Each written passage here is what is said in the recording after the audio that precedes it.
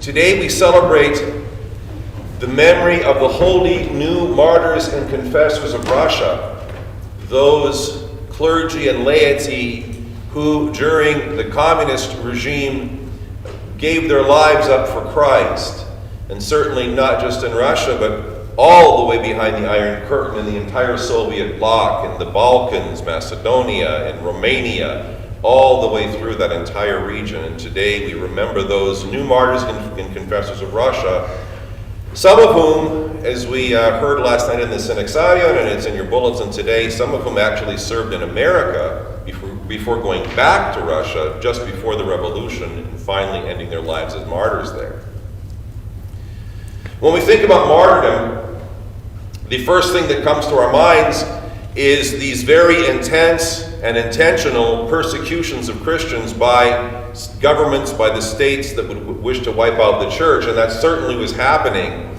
But these regimes also tried to do something else, usually first, before the outright persecution, and they tried to co-opt the church to serving the state. And so we had in the Soviet Union, in the times of the Bolshevik Revolution, where the Soviet state, the Bolsheviks, were trying to get the church to help the state to advance the ideals of communism, to advance the secular authorities and their purposes. There's a story about Saint Tikhon, one of these great saints, of course, here in North America, who went back to Russia, became Patriarch of Moscow, ended his life a martyr.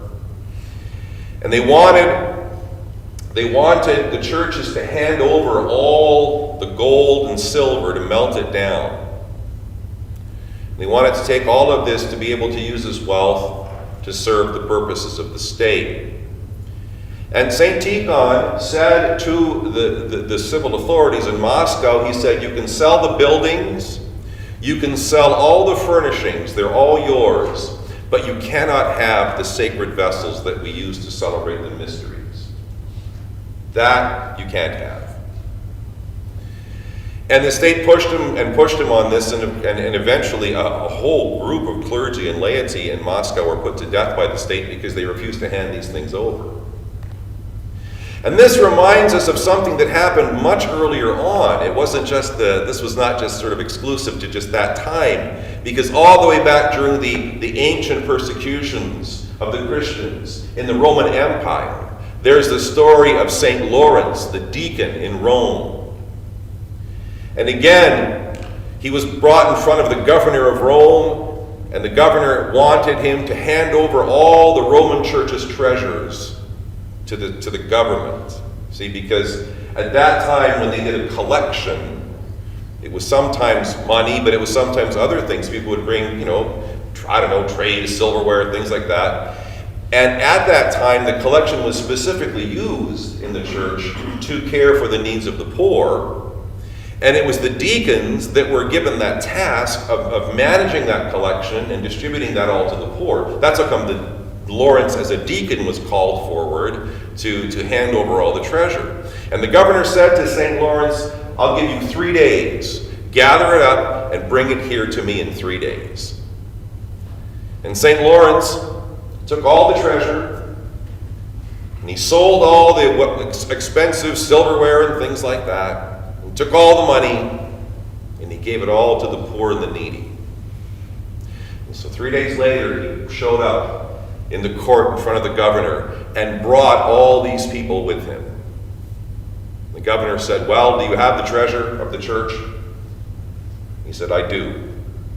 He pointed to all these people and said, this is the treasure of the church. So I share that with you. In light of the news we received just 2 days ago about our church, we were, by Archbishop Alexander on Friday, elevated to the rank of cathedral. St. Nicholas Church is now St. Nicholas Cathedral.